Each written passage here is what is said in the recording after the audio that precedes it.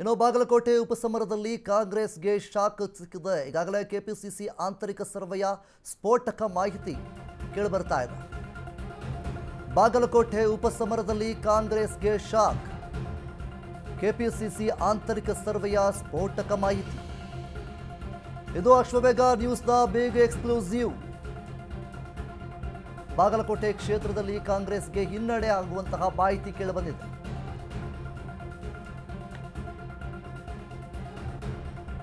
ಇನ್ನು ಸ್ಫೋಟಕ ಸರ್ವೆ ಕಂಡು ಬೆಚ್ಚಿಬಿದ್ದ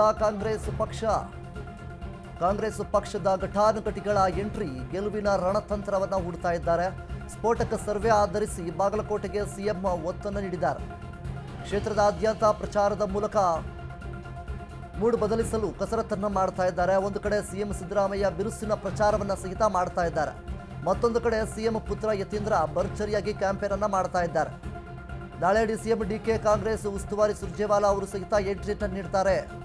ಹಾಲಿ ಮಾಜಿ ಶಾಸಕರು ಸಚಿವರ ಜೊತೆ ನಾಳೆ ಮೆಗಾ ಸಭೆ ನಡೆಯುವಂಥದ್ದು. ಶತಾಯಗತಾಯ ಕ್ಷೇತ್ರವನ್ನು ಮರಳಿ ಪಡೆಯಲೇಬೇಕು ಅನ್ನುವಂಥ ನಿಟ್ಟಿನಲ್ಲಿ ಸಿಎಂ ಸಿದ್ದರಾಮಯ್ಯನವರಿದ್ದಾರೆ. ಸಭೆಯಲ್ಲಿ ನೇರವಾದ ಸಂದೇಶ ನೀಡಲಿರುವ ಕೈ ಮುಖಂಡರು. ಇದು ಅಶ್ವವೇಗ ನ್ಯೂಸ್ನ ಬಿಗ್ ಎಕ್ಸ್ಕ್ಲೂಸಿವ್.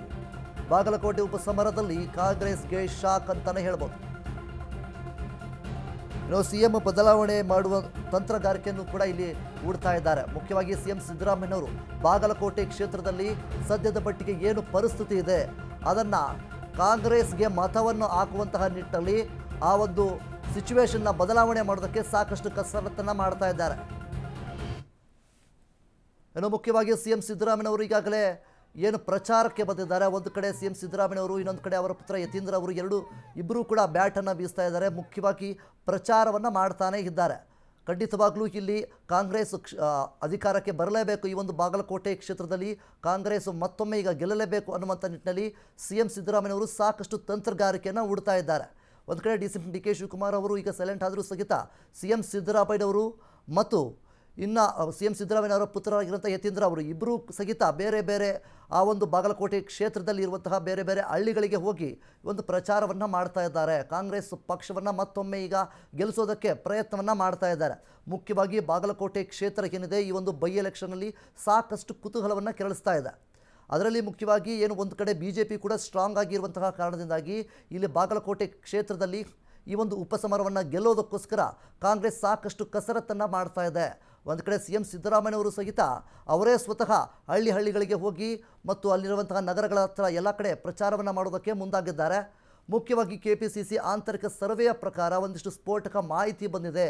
ಒಂದು ಕಡೆಯಿಂದ ನೋಡೋದಾದರೆ ಈ ಒಂದು ಬಾಗಲಕೋಟೆ ಕ್ಷೇತ್ರದಲ್ಲಿ ಮುಖ್ಯವಾಗಿ ಕಾಂಗ್ರೆಸ್ಗೆ ಹಿನ್ನಡೆ ಆಗಬಹುದು ಅನ್ನುವಂಥ ನಿಟ್ಟಿನಲ್ಲಿ ಸಾಕಷ್ಟು ಮಾಹಿತಿಗಳು ಕೂಡ ಈಗ ಬಂದಿರುವಂಥದ್ದು. ಇದು ಅಶ್ವವೇಗ ನ್ಯೂಸ್ನ ಬಿಗ್ ಎಕ್ಸ್ಕ್ಲೂಸಿವ್ ಅಂತ ಹೇಳ್ಬೋದು. ಮತ್ತು ಬಾಗಲಕೋಟೆ ಈ ಒಂದು ಉಪಸಮರದಲ್ಲಿ ಕಾಂಗ್ರೆಸ್ನವರು ಸಾಕಷ್ಟು ಏನು ಒಂದು ಪ್ರಚಾರ ಆಗಿರ್ಬೋದು, ಒಂದು ಕ್ಯಾಂಪೇನ್ ಆಗಿರ್ಬೋದು, ಎಲ್ಲವನ್ನೂ ಕೂಡ ಮಾಡ್ತಾನೆ ಬಂದಿದ್ದಾರೆ. ಮುಖ್ಯವಾಗಿ ಈ ಒಂದು ಬಾಗಲಕೋಟೆ ಕ್ಷೇತ್ರಕ್ಕೆ ಈ ಹಿಂದೆ ಸಿಎಂ ಸಿದ್ದರಾಮಯ್ಯವರು ಉಸ್ತುವಾರಿಯನ್ನು ಕೂಡ ನೇಮಿಸಿದರು. ಯಾರು? ಸತೀಶ್ ಜಾರಕಿಹೊಳಿ ಅವರನ್ನು. ಇನ್ನು ಇದ್ರ ಬಗ್ಗೆ ಹೆಚ್ಚಿನ ಮಾಹಿತಿ ನೀಡೋದಕ್ಕೆ ನಮ್ಮ ಪ್ರತಿನಿಧಿ ಆನಂದ್ ನಮ್ಮ ಜೊತೆ ಇದ್ದಾರೆ. ಆನಂದ್, ಮುಖ್ಯವಾಗಿ ಬಾಗಲಕೋಟೆ ಕ್ಷೇತ್ರದಲ್ಲಿ ಈಗಾಗಲೇ ಸಿಎಂ ಸಿದ್ದರಾಮಯ್ಯನವರು ಮತ್ತು ಅವರ ಪುತ್ರ ಯತೀಂದ್ರ ಅವರು ಇಬ್ಬರೂ ಸಹಿತ ಇಲ್ಲಿ ಪ್ರಚಾರವನ್ನು ಮಾಡ್ತಾ ಇದ್ದಾರೆ. ಆದರೂ ಸಹಿತ ಒಂದು ಕಡೆಯಿಂದ ಈ ಒಂದು ಬಾಗಲಕೋಟೆ ಕ್ಷೇತ್ರದಲ್ಲಿ ಕಾಂಗ್ರೆಸ್ಗೆ ಹಿನ್ನಡೆ ಆಗುವಂತಹ ಸಾಧ್ಯತೆ ಇದೆ ಎನ್ನಲಾಗ್ತಾ ಇರುವಂತಹ ಮಾತುಗಳು ಕೂಡ ಕೇಳಿ ಬರ್ತಾ ಇದೆ. ಇದ್ರ ಬಗ್ಗೆ ಏನೆಲ್ಲ ಅಪ್ಡೇಟ್ಸ್ಗಳು ಬಂದಿದೆ ಆನಂದ್?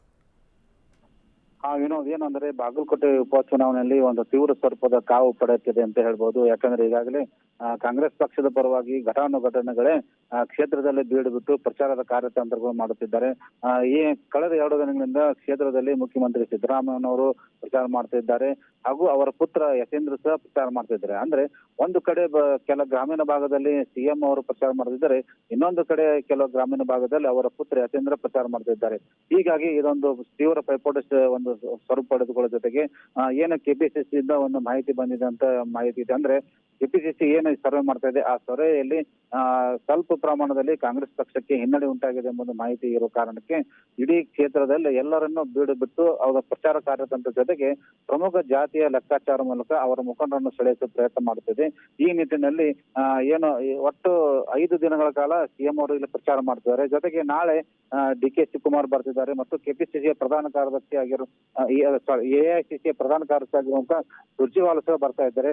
ಎಲ್ಲ ಶಾಸಕರನ್ನು ಮತ್ತು ಎಲ್ಲ ಸಚಿವರನ್ನು ಒಂದು ಸಭೆ ಮಾಡ್ತಾರೆ. ಆ ಸಭೆಯಲ್ಲಿ ಏನು ಪ್ರಮುಖವಾಗಿ ಯಾವ ತರ ಕಾರ್ಯತಂತ್ರ ಮಾಡಬೇಕು, ಏನೆಲ್ಲ ಗೆಲ್ಲುವ ನಿಟ್ಟಿನಲ್ಲಿ ಪ್ರಚಾರ ಮಾಡಬೇಕು, ಹೇಗೆಲ್ಲ ತಂತ್ರ ಮಾಡಬೇಕು ಅನ್ನೋ ಒಂದು ಚರ್ಚೆ ಆಗೋ ಜೊತೆಗೆ ಎಲ್ಲ ಶಾಸಕರನ್ನು ಒಂದ್ಸಲ ಸಂದೇಶ ನೀಡಲಿದ್ದಾರೆ ಅಂತ ಹೇಳ್ಬಹುದು.